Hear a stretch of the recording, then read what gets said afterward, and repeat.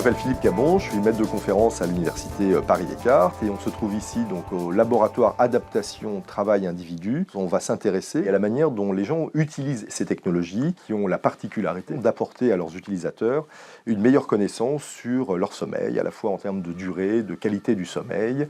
Nous, on s'est naturellement posé la question quels pouvaient être à la fois les bénéfices, mais aussi les risques de ces objets. Le sommeil, c'est une fonction très importante. Il se passe beaucoup de choses, donc c'est un facteur très important pour la récupération, ça on le sait, mais également pour la santé. Mal dormir pendant toute sa vie réduit notre espérance de vie, augmente le risque de certaines maladies.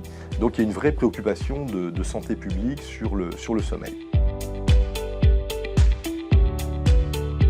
La plupart de ces objets s'appuient sur l'activité motrice, tout simplement. Donc vous avez des capteurs, des accéléromètres qui peuvent être portés à votre poignet ou qui sont directement dans votre smartphone. Certains dispositifs ont des capteurs qui sont sous votre matelas et donc vont mesurer tout simplement des mouvements et qui permettent d'avoir une bonne estimation de la durée et en partie de la qualité du sommeil.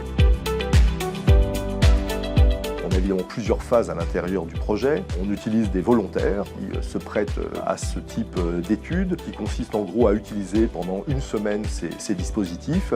Et puis on va regarder sur une période d'une semaine déjà en quoi l'utilisation de ce dispositif permet de modifier leur comportement, à quel point ces dispositifs sont utiles, est-ce qu'ils en comprennent le fonctionnement. Et on a ensuite une deuxième phase où on va demander cette fois-ci à des utilisateurs, donc des gens qui utilisent ces dispositifs depuis plusieurs mois, à quel point cette technologie leur a apporté quelque chose, leur a éventuellement à modifier leur comportement, donc dans un sens positif ou négatif. L'un des risques potentiels de ces objets, c'est que cette quantification pourrait devenir un peu obsessionnelle chez certains utilisateurs et donc pourrait développer une forme d'anxiété. Des angoisses, j'ai dormi 2 minutes de moins que la veille. D'ailleurs, vous pouvez faire l'expérience tout simplement lorsque vous couchez le soir.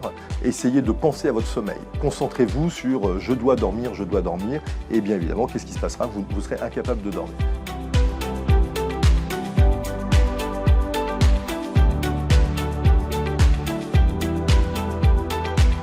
C'est la rencontre de mon intérêt pour le sommeil, l'intérêt pour ces nouvelles technologies qui ont fait qu'effectivement, naturellement, on a été amené à s'intéresser à ce sujet.